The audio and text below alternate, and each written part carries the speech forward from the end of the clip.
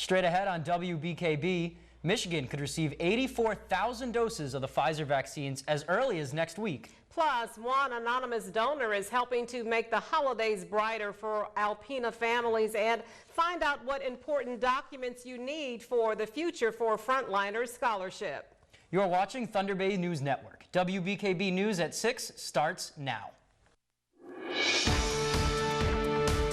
This is WBKB News at 6.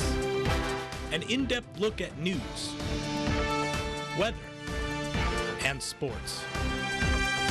From hard-hitting news stories to local events, we're there with coverage you can count on. You're watching WBKB News at 6. Good evening and thank you for joining us. I'm Tyler Cruz. And I'm Sherry Stewart. The state's chief medical executive, Dr. Janai Caldoon, says Michigan could be ready to distribute a COVID vaccine as early as next week. Dr. Caldoon says based on recent estimates from the federal government, Michigan will receive about 84,000 doses of the Pfizer vaccine if it becomes available next week, and 173,000 doses of the Moderna vaccine when it becomes available. Both the Pfizer and Moderna vaccines are in the final stages of approval. Dr. Caldoon explained that our most vulnerable populations would be the first to be vaccinated. As the governor mentioned, the first priority for vaccination will be frontline healthcare workers, as well as people living and working in long-term care facilities. As we get more vaccine, we'll be able to offer the vaccine to more and more people. Other essential workers and people with underlying medical conditions and those who are over the age of 65 would be next in line. Dr. Caldoon says the state health department hopes to be able to offer the vaccine to the general public by late spring. Well, this week is National Influenza Vaccination Week, and the Department of Health and Human Services in Michigan reminds Michiganders that it's not too late to get a flu shot this winter. As COVID-19 and the flu are likely to spread simultaneously, Michiganders aged 6 months and older should get vaccinated. Alpena's Mid-Michigan Chairman of Medicine, Daniel Maxwell, says everyone's focus is on COVID, but each year there's a season of influenza, which is an epidemic.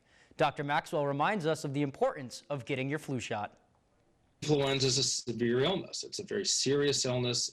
It's a virus that spreads throughout the body, causes a pneumonia, and can cause a lot of other side effects as well. Between 25 and 75,000 people die from influenza. Says influenza is a virus that attacks the entire body, causing pneumonia, and it can result in other side effects. He says approximately 25 to 75,000 people die from the virus each year. Dr. Maxwell says by masking, washing your hands regularly, and distancing, this will help cut down on the overload of patients at the hospitals. The hospital is under some degree of pressure just from the COVID. We're seeing a lot of COVID patients. If we can not be seeing flu patients at the same time, we'll all be happier. Dr. Maxwell says you can visit your primary care physician and local pharmacies for a flu vaccine. Well, Michigan frontline workers interested in going to college need to apply soon for a statewide scholarship opportunity before this month's deadline. The Future for Frontliners Scholarship Program offers free tuition to eligible Michigan workers. Governor Whitmer introduced the educational scholarship earlier this year as a way to reward Michigan frontline workers during the COVID-19 pandemic. Alpena Community College staff say this is a great opportunity for Michigan workers looking for a change. So it's an opportunity for people who worked in any essential jobs, and there's a listing of them out there, a lot of healthcare, even delivery drivers, grocery store workers, those types of people who are eligible to apply for some free college scholarship dollars to further their education. Colleen says the college has seen an uptick in applications and urges students to apply, but there is no rush to start classes. Students, applicants to the program, they can have to start their education within 2021. So they don't have to start classes in January. They could start classes in summer or maybe even next fall, but they need to apply for the program by December 31st of this year. Colleen says he wants applicants to be aware that part of the approval process includes applying for federal financial aid. For more information on the Future for Frontliner Scholarship, you can visit michigan.gov/frontliners. Well, it seems like an awesome opportunity to people helping us in this pandemic. Yes. Well, typically, the cars in front of McInerney Chrysler would be decorated in bows and garland, ready for the annual parade. With a stationary parade this year, owner Mike McInerney found a different way to bring the holiday spirit. Well, like me, Mike McInerney is a newcomer to Alpena. In a normal year, the cars in front of his dealership would be dressed in holiday gear, ready to ride in the parade. When he found out that the parade would be a drive-through, he still wanted to bring the Christmas spirit to downtown Alpena. We thought we wanted to do something festive, outdoor. So we decided to erect a significantly large Christmas tree up on our Jeep mound and put every light bulb we could find on it. So it was kind of like Christmas vacation in the Griswold family. Behind the Christmas tree, McInerney continues to give back to the community he now calls home in other ways. We're encouraging people to come down. We're going to have photographers down here and Santa's helpers, if you will, and they can get their pictures taken in front of our tree, and they can provide donations if they will, and we've even got a raffle for a 70-inch TV. McInerney says he aims to help other businesses who weren't lucky enough to stay open this season. So you can come check out the tree, take some pictures, and drop off some gifts for those in need while you're at it. And the Salvation Army in Alpena yesterday received an anonymous donation of $2,500. Major Preza Morrison of the Salvation Army in Alpena says that 5 different bundles of 5 $100 bills were left in different local kettles. For many years, this anonymous donor has been leaving sizable donations for the Salvation Army and is not the first time they have done so this season either. Well, the Salvation Army is already serving 40 more families and 100 more children in Alpena than they did last year, and now they are that much closer to their seasonal goal. Donations can be made to local bell ringers and red kettle stands all holiday season. That's very nice. Yeah. Very nice and generous. Well, there is more news ahead for you here on WBKB. Coming up, Governor Whitmer proclaims December 10th as Human Rights Day throughout Michigan. Welcome back. Here's meteorologist Ellie Morrison with a first check of the weather. Ellie, it was gorgeous out today. How long is that going to last? Tyler, we'll still have dry weather tomorrow, but there are some big changes on the way for the weekend. Currently, we are seeing cloud cover extending from Petoskey across the tip of the Mitt and down into Alpena County as well. So Alpena and Presque Isle County really kind of socked in under this cloud cover, but we have less cloud cover to the south. You can see on satellite imagery this cloud cover, at least temporarily, retreating up towards the northeast. So clearer conditions found south of Alpena. Looking well off to the southwest, this is our next storm system that's going to move in for Saturday. It'll move across the Texas Panhandle and then head towards the lower Great Lakes. The National Weather Service has issued winter storm watches for all of the areas in dark blue. That includes all of northeast Michigan from Friday night to early Sunday. I'll let you know how much snowfall to expect, how the weekend is looking, and when the snow will clear out of our area coming up a bit later in the newscast. Thanks for that, Ellie. Well, Michigan Governor Gretchen Whitmer has proclaimed today, December 10th, as Human Rights Day throughout the state.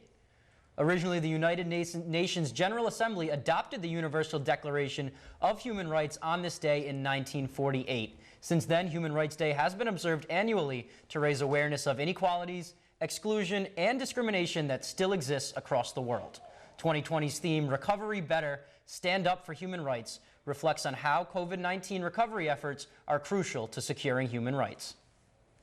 And in your Health Watch, are you spending a dangerous amount of time on social media, and how a lack of options is leading to obesity for some children? Elise Preston has some of the day's top health stories.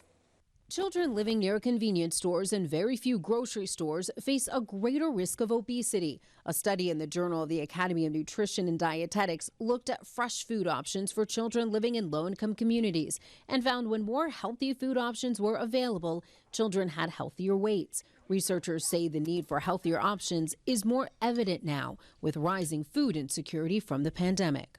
People who face uncertain issues in their employment and personal lives are nearly 50% more likely to misuse antibiotic prescriptions. Researchers at the University of Warwick found those patients often take antibiotics without proper guidance from a doctor. They say the misuse of antibiotics could lead to a body's resistance to the drugs over time. Spending too much time on social media could be bad for your health. Researchers at the University of Arkansas say young adults who use social media for at least 5 hours a day are nearly 3 times more likely to become depressed within 6 months. According to the study, comparison may be the root of the depression.